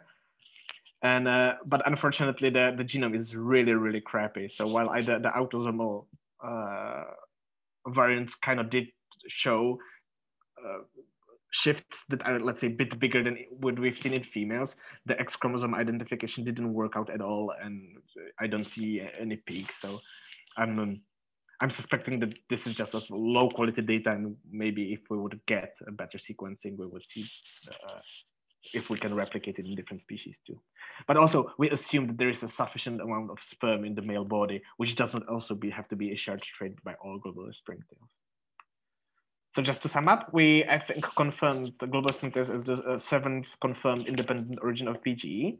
And to my knowledge, I think it's also the oldest one, because none of the other clades that has confirmed PGE is as old as the globular springtails. And we also have a draft genomes with various degree of qualitative assignment of X chromosomes for 3 different springtails, which also allows us now to continue research on the X chromosome evolution in these beautiful, beautiful creatures. With this, I would like to thank you. I would like to thank my great collaborators, Christina, who helped me a lot with collecting springtails and discussion about the work throughout the project, and Jacinta Ellers and Laura Rose, who just did the senior part. And also Tanya, because we still talk about science, and she definitely did propose the sperm hypothesis. I credit where credit is due. So thank you very much. Do you have any questions? Okay, so hi everyone. My name's Hana, and I'm a master's student with Chris Eckert at Queen's University in Ontario, Canada. And today I'll be presenting work from my ongoing master's thesis, investigating a shift from sexual to asexual reproduction in a wetland plant, and some of the implications for range edge dynamics. And before I begin, I just wanted to acknowledge that the land that I'm speaking from today and the land that my data was collected from is located on the traditional territory of many nations, including the Anishinaabe and Haudenosaunee peoples, and is now home to many diverse First Nations, Inuit and Métis peoples. So one of the really interesting things about plants is that they have a lot of reproductive variation. So plants can reproduce sexually through either outcrossing or selfing, but many plants can also reproduce asexually, and there's sort of 2 main modes. So some plants can make asexual seeds without any fertilization, like this dandelion, and then other plants can reproduce asexually through vegetative propagation. So for example, this picture here is from a clonal colony of trembling aspen in Utah that covers 108 acres, with all the trees coming from the same giant underground root system. And in fact, many plant species that reproduce sexually also have the capacity for some form of vegetative asexual reproduction. And the importance of sexual versus asexual reproduction can vary dramatically between species and even among populations of the same species, providing lots of opportunity for studying the evolutionary causes and consequences of reproductive variation. And one plant that really exemplifies this is Decadon verticillatus, or swamp loosestrife, down here, which is the plant that I've been working on for my master's. So Decadon is a diploid wetland plant that's native to Eastern North America, and sexual reproduction occurs throughout most of the range. So the plant makes lots of flowers and thousands of seeds per individual. But at the northern range margin, it transitions to asexual reproduction through clonal propagation. So basically what happens is the plant sends out branches that bend over looking for water. And then when the tip of the stem enters the water, it forms an air-filled tissue that can float. It grows roots, and then a new individual grows out the other side. And then eventually over the winter, this daughter plant will break off from the mother plant and produce a new clonal individual. And if the plant is in open water, like this population here, these clonal propagules also have the opportunity or the potential for dispersal. And I'll also just mention that Decadon is the only species in this genus, so there's no opportunities for hybridization. But to fully understand this shift to asexual reproduction, I have to explain a floral polymorphism exhibited by Decadon called tristyly. So first, I'll just refresh everyone's memory on the parts of a flower. So this is just a simplified diagram, but there's pollen-bearing anthers here that are located on the tip of the stamen, and pollen-receiving stigma located on the tip of the style. And so what happens in sexual reproduction is pollen is deposited on the stigma, it travels down the style to fertilize the ovary and produce seeds. And in tristylous species, there are 3 floral morphs. So in short-styled plants, the style is short and the anthers are mid-length and long. In mid-styled plants, the style is mid-length and the anthers are short and long. And then in long-styled plants, the style is long and the anthers are mid and short. And in most species, tristyly promotes disassortative mating, so mating between morph types. And this is enforced by self and intermorph incompatibility. So stigma can only be pollinated by anthers of the same height. But this is not the case in Decadon. It is both self and intermorph compatible, but this floral polymorphism is enough to promote disassortative mating.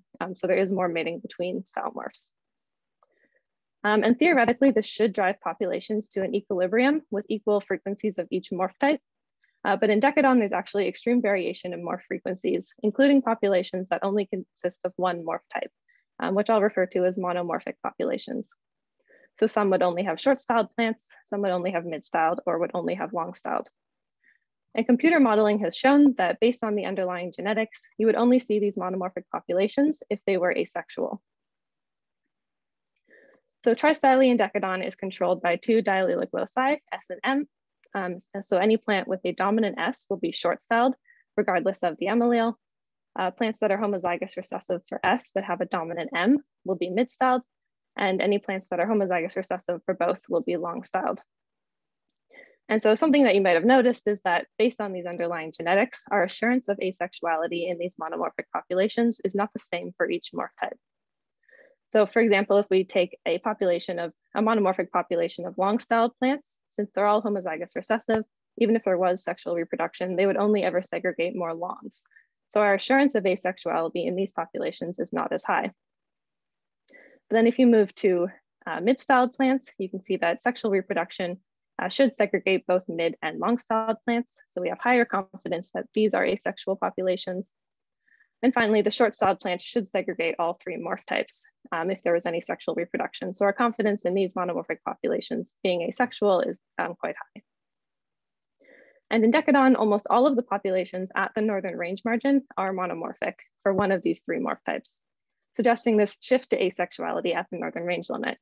And this is backed up by previous work on allozyme loci, which found that the northern monomorphic populations are fixed for different genotypes and are often fixed for heterozygous genotypes, further supporting our assumption that these monomorphic populations are asexual. So it seems like sexual reproduction is being prevented in northern environments. And it's fairly easy to understand why if you consider the life cycle of a plant. So it has to flower, get pollinated, produce seeds, and then have those seeds germinate and grow big enough to survive the winter. And Decadon doesn't flower until August, so it already has a relatively short amount of time to get all of this done. So you could imagine that in the northern environments, the colder temperatures could interfere with and potentially inhibit sexual reproduction at multiple places. So maybe the right pollinators aren't present in the environment, or there's some barrier to seed production, or maybe seeds are produced, but the environment isn't suitable for those seeds to germinate or grow to sexual maturity. And what we see in monomorphic Decadon populations is a progressive loss in fertility. So this is from work done by Marcel Dorkin during his master's.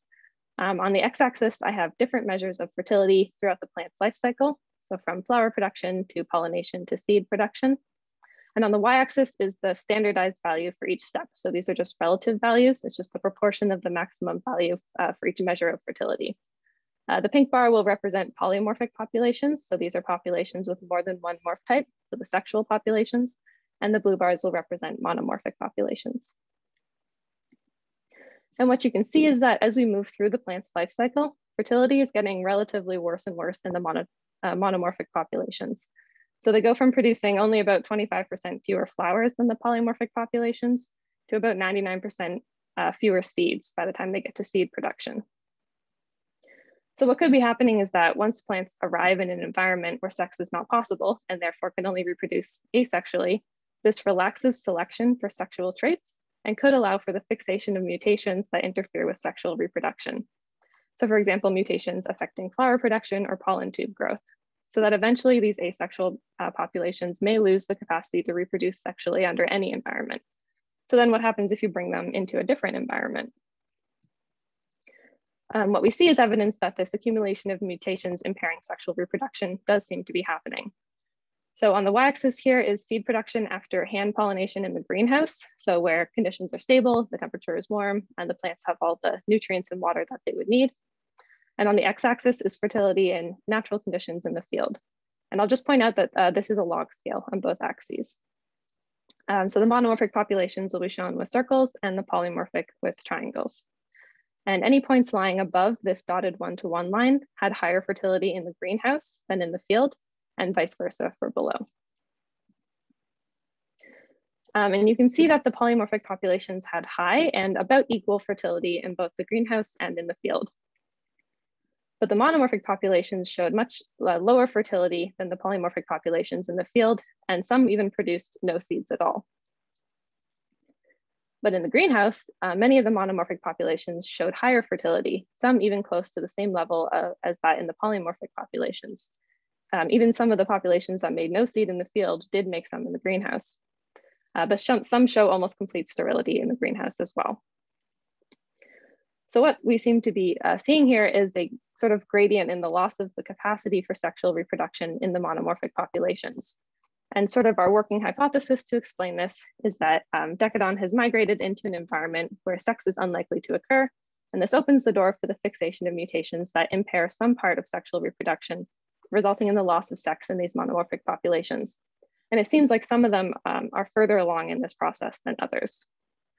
But the viability of this hypothesis sort of depends on how long these asexual populations are actually hanging around for. So there's sort of two potential scenarios here.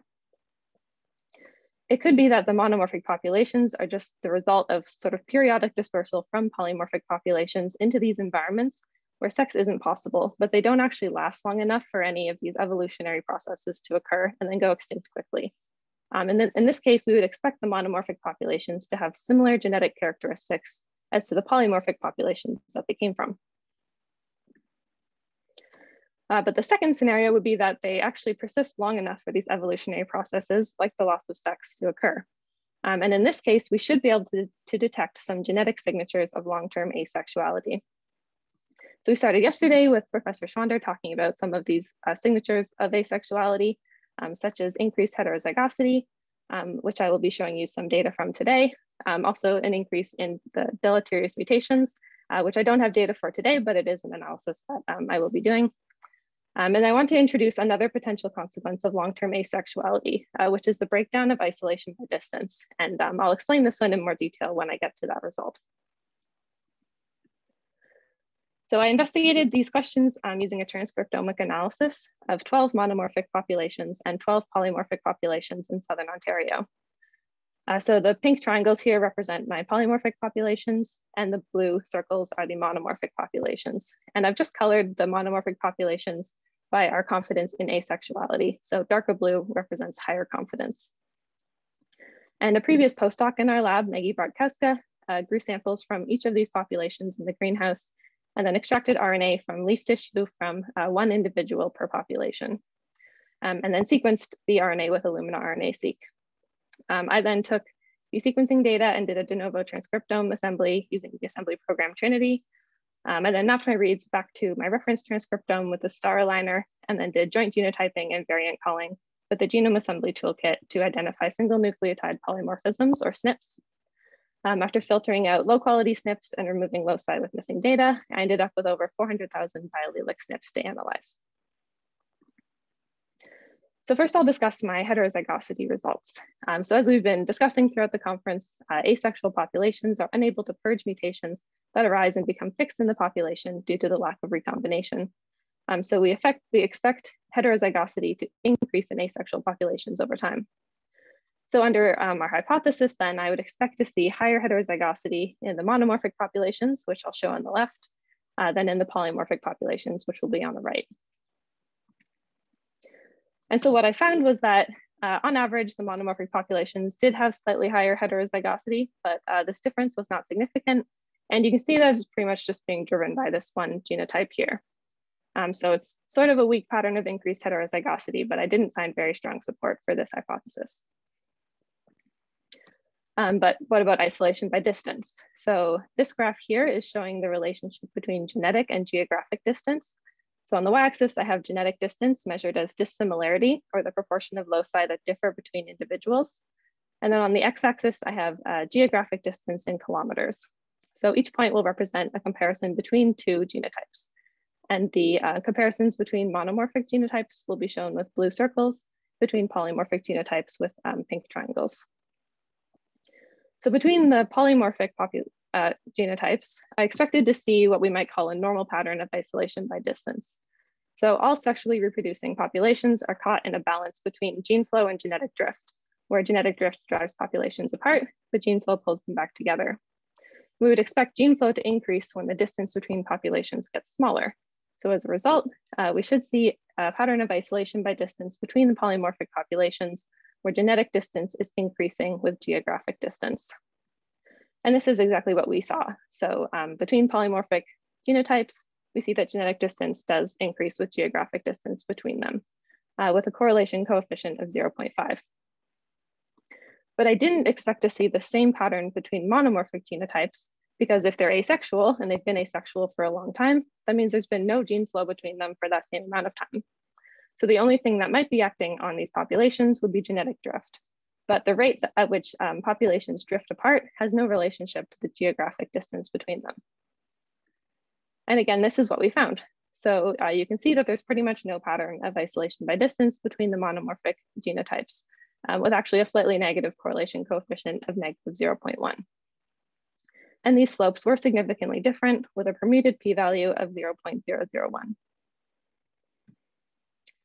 So in summary, I found that there was a tendency towards higher heterozygosity, but that this pattern was mainly driven by one individual. And why this genotype has so much higher heterozygosity than the others, I'm not sure, but it is something that I'm going to be investigating further. But we did find strong support for this breakdown of isolation by distance between monomorphic genotypes. And I will just say that this is a work in progress, and these are very preliminary results. I am planning on doing more analysis of this data. Specifically, I want to look at the ratio of non-synonymous to synonymous mutations as well.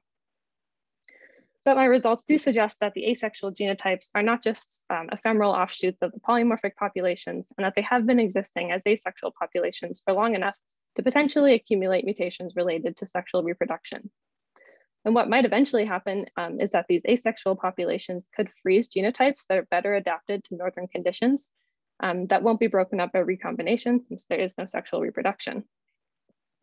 And we do have some preliminary evidence that this could be happening, because the asexual genotypes have been shown to have better survival over simulated winter conditions. So something that we've thought about doing in the future would be making recombinant genotypes between asexual and sexual genotypes and seeing if their fitness differs in northern environments, or if the adaptive advantage for asexual genotypes goes away if their genotypes are broken up by recombination. So if this process is occurring, it could be that the loss of sex in species that have both sexual and asexual reproduction could play a role in range edge dynamics. And this could be especially important in plants because they're often able to grow asexually in environments where they can't reproduce sexually. With that, I'd just like to thank my supervisor, Dr. Chris Eckert, Dr. Bartkowska for the sequencing data, all the members of the Eckert Lab and NSERC for funding. Thank you as well to the conference organizers. I've really enjoyed it so far, and to all of you for listening. And I'm happy to take any questions. In my brief flash talk, I will actually somehow expand on a speech given previously by Matthias, and I also thank for introduction on gynogenetic fish systems, so I don't have to go much into detail. And I would like to present you some in-depth analysis of genome evolution in one well-studied example of a clonal vertebrate, which is Kobitis system. So just a brief intro about what these fish are. In Europe, we have basically 3 species, one distributed in Danube and the other 2 species in Northern and Southern Europe, respectively. And this one, the Danubian one, is hybridizing with both of them, either here in Central Europe or in Southern Europe, and produces hybrids which are clonal. So it's showed on the scheme here. So basically, the hybrid, which is a female, usually reproduces clonally. It's gynogenetic. Usually it reproduces really clonally, so diploid produces diploid, but sometimes sperm is incorporated, and then what we are getting in result are triploid clones. A little bit of history about the speciation of this fish to understand how the genomes get together. So some years ago, we did phylogenetic and population genomic analysis, and we found that the speciation between the parental species of nowadays clonal hybrids is really completed in sense that there is no real introgression going on between the species. Yeah, but coalescent simulations indicated that in fact this would be the best scenario describing the speciation of our fish. So there has been a quite intensive gene flow early on, let's say 10 until 5 million years ago or so, where really large pieces of genome have been admixed between the 2 species, but somehow then the gene flow finished. But this end of gene flow is not because hybrids would be inviable, but that's because of some problems in their reproduction. So first of all, males are sterile, and we know that the sterility is because of abnormal pairing of during meiosis. Yeah, well, females, they found a special trick that they endoreplicate the chromosomes before entering meiosis, and then somehow fertility of these females is restored because each chromosome actually makes a bivalence with its own copy, and then it kind of goes through the meiotic checkpoints and make a clonal egg. And now, after the brief introduction about cubitis, let me tell something about what this reproduction means in terms of genome evolution in these hybrids. So theoretically, this premeiotic endoreplication would normally allow really clonal reproduction, because although we have a normal meiosis in hybrids, yeah, because of this endoreplication before meiosis, we expect pairing of homologous sister identical copies of chromosomes. So whatever happens in these chromosomes, like crossover or gene conversion, it would still lead to clonal heredity after laying the egg. Yeah, and in fact, by analysis of meiotic spreads and the synaptonormal complexes, we really saw that there is a meiosis. There are really crossing overs even in the hybrids, but this would normally result in a clonal progeny. However, if pairing would occur between orthologs rather than homologs, then of course some exchange of genetic material could occur, and then we can expect some loss of heterozygosity occurring in this fish. So what would the data show? So first of all, we applied cytogenetic methods like genome in situ hybridization to screen chromosomes of the hybrids with the species-specific probes, and we found no evidence whatsoever for any large-scale recombinations. Even after like almost 200,000 generations of clonality in some oldest clones, the karyotypes look really conserved, and we could really disentangle the 2 parental complements. However, when we investigated variability at individual genes, we investigated approximately 7,000 genes where we had some species-specific SNP. We found an evidence for increasing level of loss of heterozygosity with the age of clone. So this is shown in this picture here, where on the x-axis we would see genetic divergence between hybrids and parental species as a proxy for age of clone. Okay, and here on the y-axis, where is my pointer? That's on the y-axis, we see the proportion of SNPs, diagnostic SNPs, that occur in a homozygotic stage in a hybrid. And as you see, that laboratory synthesized F1 hybrid is clonal, and the oldest clones are, is fully heterozygotic, and the oldest one have actually almost 10% of genome with loss of heterozygosity. So that would be the typical summary observation about and showing that some loss of heterozygosity occurs in the hybrids, but when then diving a little bit deep, some funny patterns start to emerge. So for instance, we found that this loss of heterozygosity is really subgenome specific. So for instance, in diploid hybrid between Elongatoides and Tenia, you could see that much more events have the property that Elongatoides allele has been retained and the Tenia allele has been lost. Same in the other hybrid between Elongatoides and Tanaitica, the diploid one. Again, much higher prevalence of loss of heterozygosity events with the retaining of Cobitis elongatoides. And funny enough, RNA-seq experiments show that it is Cobitis elongatoides genome which is generally recessive, so less expressed than the other ones in the hybrid. So what we see here is the preferential elimination of transcriptionally dominant genome. Yeah. We also analyzed sequencing coverage at these places of loss of heterozygosity and found, actually, that's depicted here on these histograms, when we normalize the coverage, and the coverage of around 1 would mean that there is a same number of genetic copies, let's say genomic copies at the SNP. And it means that most of events are something like gene conversion, so they have same number of chromosomes as you would expect, but some of them are hemizygous deletions. Yeah, and we found that in triploids, the proportion of deletions is much higher than in diploids. So let's say polyploids are more tolerant to deletions. We also found that loss of heterozygosity is kind of gene specific. So at places where elongatoides allele has been conserved and the Cobitis tenia allele has been deleted or lost, yeah, we found a GC bias. So basically, GC richer copy overrides the AT copy. And we on such places we also found evidence that the more transcribed allele overrides the less expressed one. However, on the opposite direction of loss of heterozygosity, where Cobitis elongatoides allele has been lost, okay, no such correlation with GC content or allele expression has been found. So there is a strong evidence that these mechanisms under loss of heterozygosity are really genome or subgenome specific. And finally, the observation starts to be even more, let's say, complex. There is some hint that this loss of heterozygosity might be adaptive because when we analyzed in which genes have been affected by loss of heterozygosity and which not, we found that this LOH usually occurs in genes which have under average DNDS values, okay?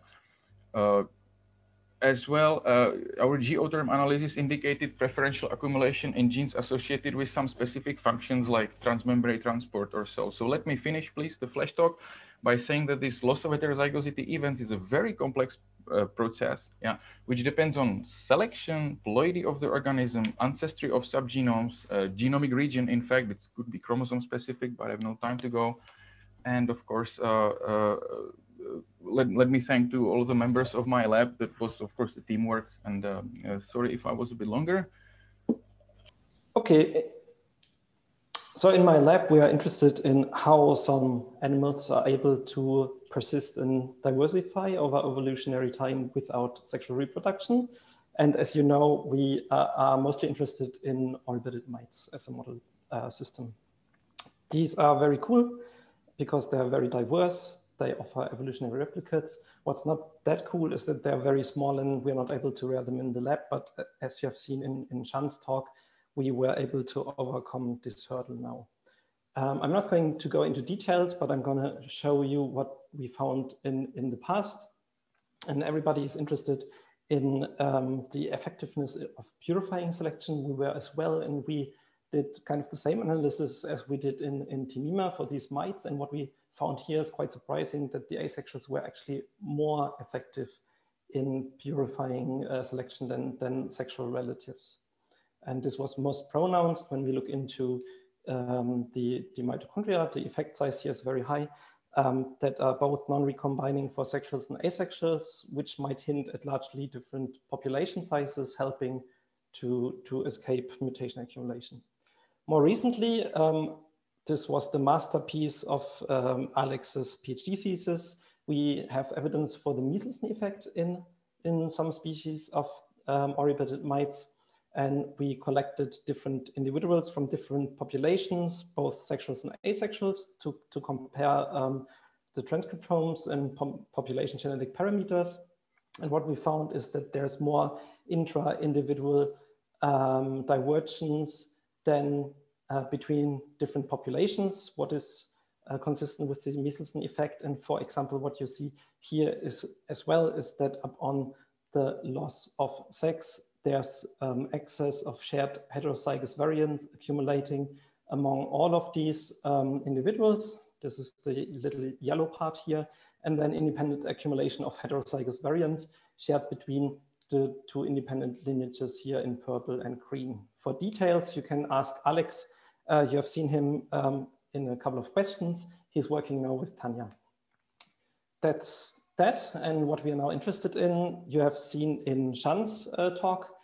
And I have to repeat this because it's mind-blowing to me. I wanted to have such genomes since the end of my master thesis. Now we are able to actually use single individuals that are just one, not even 1 millimeter, half a millimeter sometimes, with just 20 nanograms of DNA to really have a good reference genome. And Jean has shown this to you. We could build a reference genome for this species, which is Platinotus peltifer, with only 55 scaffolds, and 90% of this genome could be phased, which is really amazing. He has also shown you that the asexuals have orders of magnitudes higher population sizes than sexuals, and this is for the same sampling location. There's no recombination, at least in this species. And what you've not seen so far is that we screened for evidence for centromeres, but we couldn't find any. We could just find telomeric repeats, which is consistent with the idea of having hologenetic chromosomes, and which might help in inverted meiosis. But I have to say there's no hard evidence for cytology of inverted meiosis yet. Some people in Finland are working on this at the moment.